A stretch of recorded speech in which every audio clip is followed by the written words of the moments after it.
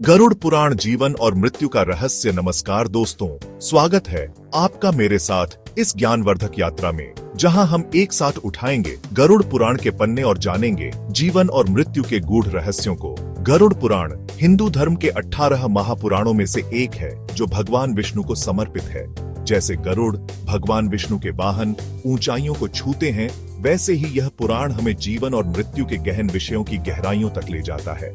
कर्म क्या है, पुनर्जन्म कैसे होता है, मोक्ष की प्राप्ति कैसे संभव है, इन सभी सवालों के जवाब छिपे हैं इस पावन ग्रंथ में। तो आइए शुरू करते हैं यह ज्ञान यज्ञ, जहां हर प्रश्न का उत्तर मिलेगा और हर शंका का समाधान होगा। जीवन और मृत्यु का रहस्य।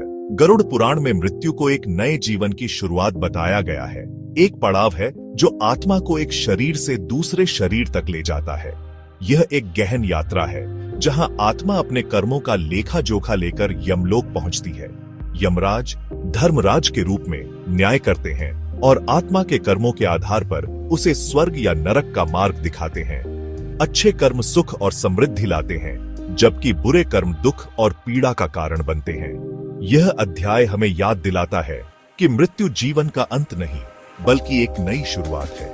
यह हमें कर्मों के महत्व को समझाता है और एक सदाचारी जीवन जीने के लिए प्रेरित करता है।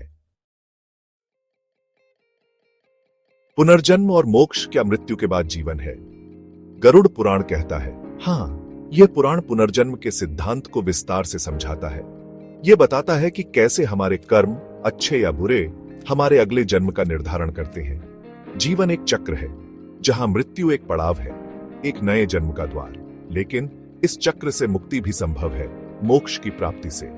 भगवान विष्णु की अनन्य भक्ति और सत्य के मार्ग पर चलकर हम इस बंधन से मुक्त हो सकते हैं। यह अध्याय हमें जीवन के वास्तविक उद्देश्य को समझने में मदद करता है। मोक्ष प्राप्ति ही अंतिम लक्ष्य है और यह भक्ति और सदाचार के द्वारा ही संभव है। गरुड़ पुराण में धर्म को सर्वोपरि बताया गया है। धर्म का अर्थ है अपने कर्तव्यों का पालन करना, सत्य और न्याय के मार्ग पर चलना और दूसरों की भलाई के लिए कार्य करना। हमारे कर्म ही हमारी पहचान है, इस संसार में और इसके बाद भी। अच्छे कर्म हमें ऊंचा उठाते हैं, हमें दिव्यता की ओर ले जाते हैं, जबकि बुरे कर्म हमें पतन की ओर धकेलते हैं। यह अध्याय हमें जीवन जीने की एक नई दृष्टि देता है, जहां सदाचार और परोपकार ही सर्वोपरि है। गरुड़ पुराण में पितरों का बहुत महत्व है। यह पुराण हमें श्राद्ध कर्म और पितृ तर्पण की विधियों से अवगत कराता है। श्राद्ध मृत पूर्वजों के प्रति श्रद्धांजलि अर्पित करने का एक माध्यम है। पितरों को जल देना, उनके निमित्त दान करना और उनके लिए प्रार्थना करना, यह सब उनके प्रति सम्मान और कृतज्ञता व्यक्त करने के तरीके हैं। इससे उनकी आत्मा को शांति मिलती है और वे हमें आशीर्वाद देते हैं। यह अध्याय पारिवारिक मूल्यों और पूर्वजों के प्रति सम्मान को दर्शाता है। गरुड़ पुराण में नरक और स्वर्ग का विस्तृत वर्णन मिलता है। यह बताता है कि पाप कर्म करने वालों को नरक की यातनाएं भोगनी पड़ती हैं, जबकि पुण्य कर्म करने वालों को स्वर्ग में सुख की प्राप्ति होती है।